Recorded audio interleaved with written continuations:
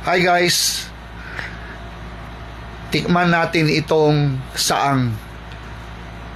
Pero sa English, ang tawag nito ay sea spider shell or sea snail. Iba po ito sa kinason. Medyo maliliit na shell yon.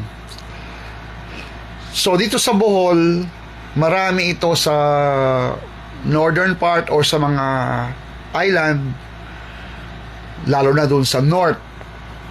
Pero marami din ito sa Cebu. Ito po ay malaman. Hindi makagunan. Ingat. Ito pa, nila ka? Gumano ta? Ma! Masayin mo, ma.